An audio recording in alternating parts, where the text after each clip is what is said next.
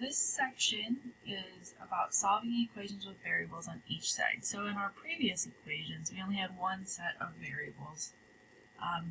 And that's not always the case. Sometimes they're not all combined together to start with. So we're going to be looking at those today. So this first example, we have 5k on one side and 3k on the other. So when you have two sets of variables, your first objective is to get them on the same side. So it's just like when you're trying to get the 2 and the -6 on the same side. So I'm going to move the 3k, and it doesn't matter which way you move them. So the 3k is a positive 3k, so to move it, I'm going to need negative 3k to cancel it out. But if I do that on the right side, I also need to do that on the left side. And 5k minus 3k is 2k. Now it is important to make sure you line up with what you're actually subtracting. K's go with k's because those are like terms. Constants like 2 and -6, those can go together. So make sure you write the subtraction or addition underneath where it actually matches up. So now it's just like our multi-step equations. We have one set of k's, and we need to get those by themselves. So first I need to get rid of this positive 2 on the left, so I need the -2 to cancel that out. And make sure you do that on both sides of your equation. So I have -6, -2 is -8. And the last step is divide by 2, and k is -4.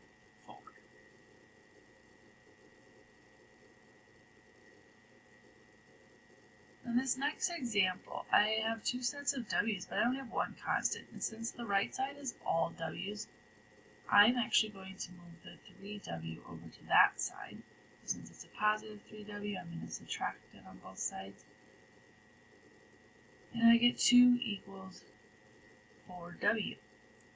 Divide both sides by 4, and I get 1/2 equals w. And if you want to write w equals 1/2, that's fine as well. Now, if you would have subtracted the 7w because you just wanted everything on the left side, you get -4w plus 2 equals.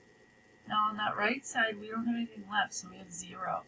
And then you'd have to go and solve it from there, subtracting the 2 and then dividing by -4. So you can do it that way. I saw there's only w's on the right side, so let's get all of the w's on that side. Now sometimes you're going to have grouping. So in previous example, we actually divided to get rid of the numbers on the outside of the parentheses. However, since we have parentheses on both sides, numbers on the outside on both sides, let's use the distributive property on both sides so that we don't have any parentheses left. So we're going to do 6 times 5m is 30m, and 6 times -3 is -18, equals 1/3 times 24, and 24 divided by 3 is 8, plus 1/3 times 12, 12 divided by 3 is 4. Now it's just like the questions on the previous page. I have m's on both sides, so I need to get them on the same side. So you can move them to the left or the right, it doesn't matter. I'm going to subtract the 8m over. 30 minus 8 is 22m.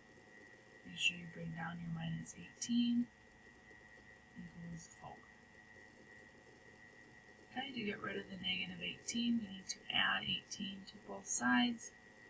We get 22m equals 22. When I divide both sides by 22, well, 22 divided by 22 is what? Now remember, you can always substitute back in to make sure you did it correctly. So for example, if we wanted to do that on this one because we thought maybe we made a mistake. M is 1, so if I put 1 in here, 5 times 1 is 5, 5 minus 3 is 2, and 6 times 2 is 12, so I get 12 on this side. If I put 1 in for here, I get 24 times 1 is 24, plus 12 is 36, and 36 times a third is 12. So since I got 12 on both sides of my equation, I know I did it correctly. So You can always check your answer when you're solving equations to make sure you don't make any mistakes.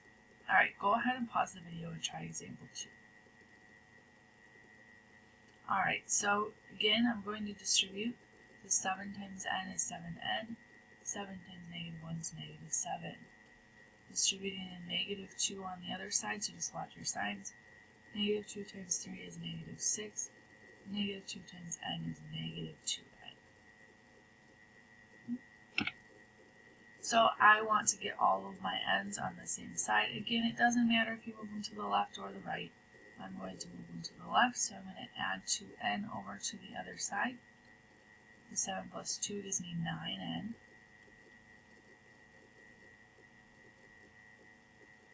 And then it's just a two-step equation. Add our 7 on both sides. So 9n equals 1. Divide by 9, and n equals 1/9.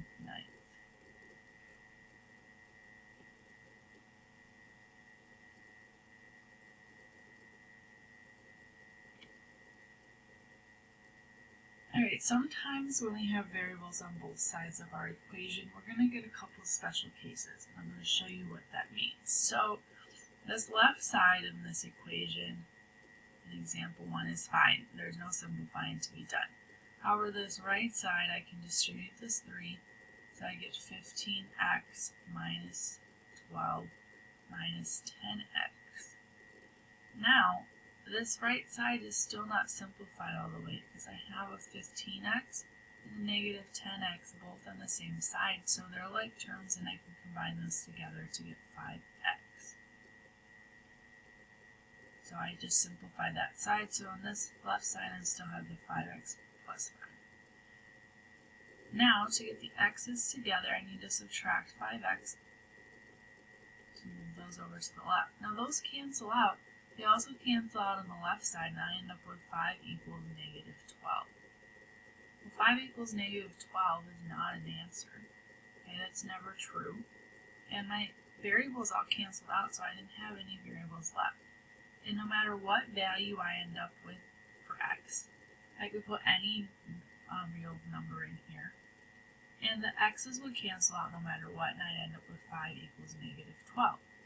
So since that's never true, the answer is going to be no solution.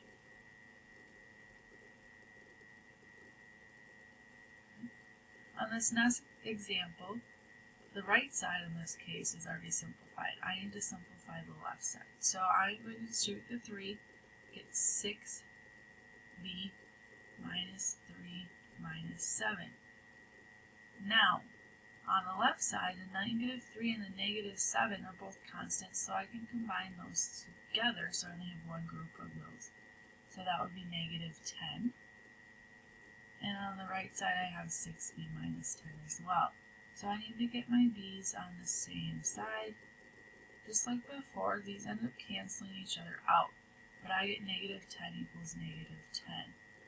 So in this case, all the variables canceled out, but I got a true statement. Negative 10 does equal negative 10. So it doesn't matter what number b is, all real numbers are going to work.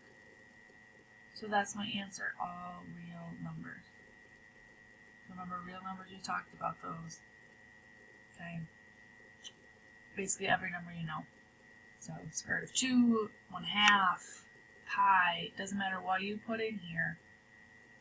The b's will be the same on both sides and they will cancel out and we'll get negative 10 equals negative 10. So just watch for those special cases.